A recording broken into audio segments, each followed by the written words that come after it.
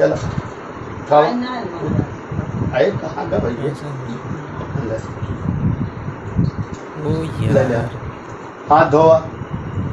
तो आइए जुल्म किसे कहते हैं, इसका डेफिनेशन क्या मैं आपके सामने रखता हूँ। जुल्म किसे कहते हैं? फैज भाई, जैसा आपने बताया कि इंसानों के लाइफ में मुश्किलें आती तो गुनाहों की भी एक वजह होती है, तो हम कैसे समझे कि वो हमारा आजमाइश है या हमारे गुनाहों की वजह से हो रहा है? अस्सलाम वालेकुम दोस्तों। वैसे तो दोस्तों अंधभक्तों का कहना यही होती है कि उनके धर्म में इंसानियत जो है वो कूट कूट कर भरा हुआ है, लेकिन आज की इस वीडियो में हम उसी इंसानियत की एक झलक को देखने जा रहे हैं, जहां पर हम देख पाएंगे कि किस तरह से इन अंधभक्तों की जो धर्म हिंदू है, उस हिंदू धर्म की जो ऊंची वर्ग की लोग है, जो ऊंची जाति की लोग ब्राह्मण है, वो ब्राह्मण लोग किस तरह से किस इंसानियत के साथ नीची वर्ग के लोगों के साथ पेश आ रहे हैं। जी हाँ दोस्तों, तो चलिए पहले हम इस क्लिप को देख लेते हैं और साथ ही साथ इसके ऊपर हम एडवोकेट फाइज साइद भाई की एक बहुत ही जबरदस्त वीडियो क्लिप देखते हैं और एक बहुत ही इंपॉर्टेंट सवाल जो आपको भी सुन लेते हैं। तो चलिए इसे देख लेते हैं बिना टाइम से करते हुए, आइए देखते हैं। रुकिए, अब देखा इसी अंगूठे पे जल मैं गिराऊंगा और एक एक बूंद ले करके, अभी नहीं, एक एक बूंद ले करके आप लोग पान करेंगे अंगूठे का जल। ये नहीं, ये इसको छोड़िए, ये लीजिए, बस एक बार पीते न रहे, ले लीजिए। चलो खाओ। आए कहाँ का भैया ले ले हाथ धोआ। बाहर गिरा हुए को हमें थाली मिलाए या नाते में कई बूंद गिरे हुए करे वहाँ थे। चलो आप ले लीजिए,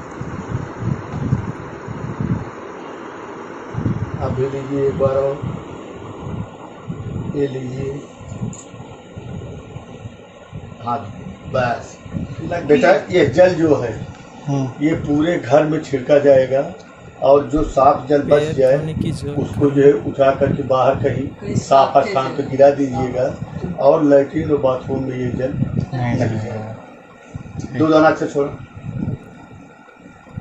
उस वाले घर में भी छिड़कना है थोड़ा। पहले पहुंचे, पहले 500 किलोमीटर के एक दे दीजिए, वो हमारा जो नहीं लाए बर्तन वो संकल्पित उसी से हो जाएगा भाई। अभी चलिए, आप काम हो गया ना, निकाल के दे। तो आइए जुल्म किसे कहते हैं, इसका डेफिनेशन क्या मैं आपके सामने रखता हूँ। जुल्म किसे कहते हैं, इसकी तारीफ क्या है। ठीक है, सबसे पहली चीज तो इस्लाम हर किस्म के जुल्म से हमें मना करता है। और जुल्म क्या है? ठीक है, जुल्म ये है कि हम हक वाले को इसका हक अदा करें, मतलब इस्लाम में हुक्म देता है कि हम हक वाले को उसका हक अदा करें। किसी के हक पर नाजायज कब्जा कर लेना ये जुल्म कहलाता है। किसी के हक पर नाजायज कब्जा कर लेना ये जुल्म कहलाता है। मतलब किसी का हक पर आप नाजायज कब्जा कर रहे, क्या है? जुल्म है। पोजीशन उसको मिलना चाहिए लेकिन मैंने रिश्वत दे के ले लिया, ये मैंने उस पर क्या किया? जुल्म किया। वो यहाँ बैठना चाहिए था लेकिन मैंने उसकी कुर्सी हड़प ली, ये क्या किया? जुल्म किया। ये जमीन उसकी थी लेकिन मैंने उससे ले लिया, ये क्या किया? मैंने उस पर जुल्म किया। वो इज्जत वाला इंसान था, फिर भी मैंने उसके बारे में झूठ बोला ताकि उस पर तहमत लग के बेइज्जत हो, ये मैंने क्या किया? जुल्म किया। समझ रहा? तो जुल्म क्या है? किसी का हक अदा नहीं करना और उसका हक मार लेना, ये जुल्म कहलाता है। करने वाला जालिम कहलाता है, जिस पर किया गया वो मजलूम होता है। तो जिसका हक लिया गया वो मजलूम, जिसने हक लिया वो जालिम होता है, याद रखिए। तो इस्लाम हमें हर तरह के जुल्म से मना करता है। कुछ ऐसे जुल्म जो हमारे समाज में बड़े राइज है, उनमें से एक है जिस शख्स की इज्जत के खिलाफ जो है नाजायज, जिसको हम कहेंगे, बातें की जाए। आजकल ये जुल्म बड़ा आम है, किसी शख्स के खिलाफ नाजायज बातें करते हैं, उसके खिलाफ झूठ बोलते हैं, बहतान लगाते हैं, इल्जाम तराशी करते हैं, मुख्तलिफ किस्म की बातें करते हैं, चूंकि उसकी इज्जत हसद की बुनियाद पे हमें हजम नहीं होती है ना। तो ये जुल्म भी बड़ा आम है। इसी तरह हम देखते हैं आज के जमाने में जो है धोखे से किसी का माल खा जाना मुख्तलिफ शक्लों में, ये भी एक जुल्म की किस्म है। चोरी के जरिए, डाके के जरिए, धोखा देने के जरिए, डुबा देने के जरिए, झूठ बोलकर लेने के जरिए, ये भी जुल्म आजकल आम है। तीसरे किस्म का जुल्म आज हम देखते हैं कि लोगों की जमीन और जायदाद को हड़प लेना। दुकान मकान किराए से लिया और हड़प गए, किसी के पास रहे और सदा के लिए वहां बस गए, है ना, जबकि वो आपने किराए से लिया था, ये भी जुल्म है। इसी तरह हम देखते हैं किसी की इज्जत पर नाजायज जो है इल्जाम लगाना, उसको जिस्मानी तकलीफ पहुंचाना और कभी कभार उसका कत्ल कर देना, ये भी जुल्म की किस्म है, जो कि ये भी आम होता चला जा रहा है।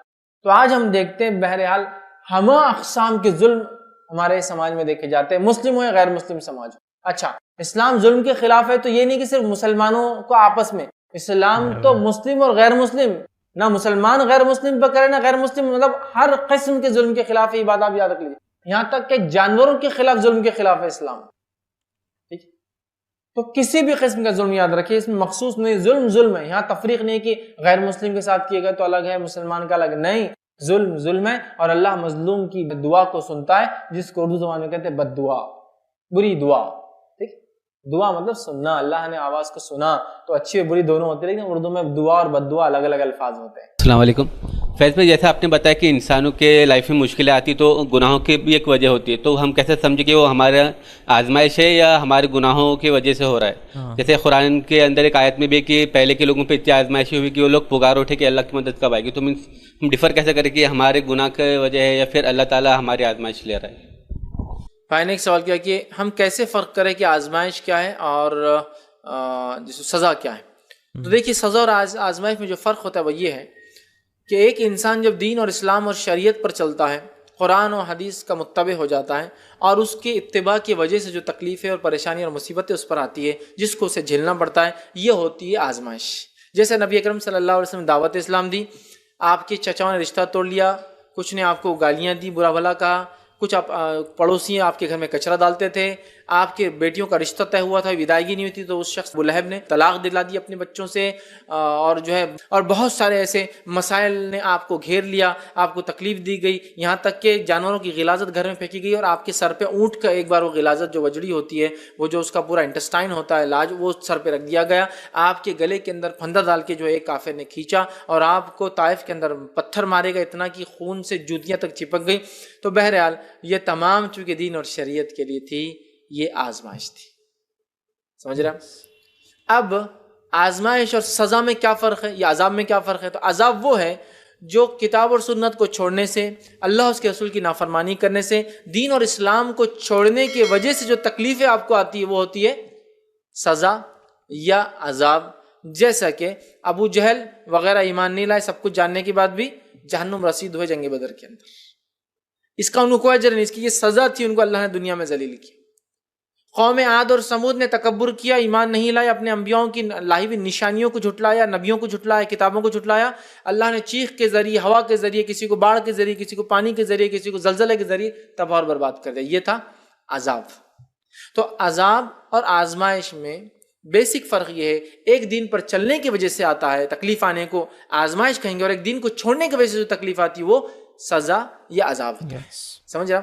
لارجر لیول پر جو کمیونٹی وائز زلزلے آنا، بہت لوگ مرتے ہیں، یہ قوموں پر عذاب آتا ہے، اور انڈیویجول لیول پر بزنس کا وہ ہو جانا، ایکسیڈنٹس کا بار بار ہونا، بیماری ہونا۔ تو اب آپ سمجھ گئے، دین پر چلنے سے تکلیف آنا یہ آزمائش، دین کو چھوڑنے سے تکلیف آنا یہ جو ہے سزا، یہ عذاب ہے۔ اب آپ جانچ لیجیے آپ کس کنڈیشن میں ہیں، اس لیے کہ انبیاء کو تو حال یہ ہے کہ یہاں ایک سے ایک ان کو نفسیاتی اور جسمانی نقصان پہنچایا جا رہے ہیں، اور ان کی کیفیت یہ ہے کہ دل سے مطمئن ہے، اللہ پر توکل چالو ہے، آہا جزا اور فضا نہیں، رو رے دھورے نہیں ہے، آہو بکا نہیں کر رہے کہ میرے ساتھ یہ ہو گیا، اطمینان سے جو چل رہا الحمدللہ، ٹھیک ہے۔ تو یہ ہے آزمائش، اور جو ہے جب سزا آتی ہے، عذاب ہوتا ہے، تو وہ گناہ اور معصیت کی وجہ سے آتا ہے، تب انسان کا دل مطمئن نہیں ہوتا ہے، پریشان ہوتا ہے۔ تو آپ دیکھ لیں آپ کی دل کی کیفیت اور ایمانی کیفیت کیا ہے، تکلیف آ رہی ہے تو آزمائش ہے، سزا ہے، پھر اس سے جو ہے انسان پتا کر سکتا ہے۔ اس لیے کئی بار انبیاؤں کو بھی جو ہے قتل کیا گیا، اور کئی بار کافر بھی قتل ہوئے، لیکن انبیاؤں کا قتل ہونا حق کی راہ میں تھا، اس لیے وہ ان کے لیے آزمائش تھی، اور کافروں کا قتل ہونا چونکہ وہ شیطان کی راہ میں تھے، اس وجہ سے ان کے لیے عذاب اور جہنم رسید ہونے کا ذریعہ بنیں گی۔ تو یہ بنیادی دونوں کے اندر فرق ہوتا ہے۔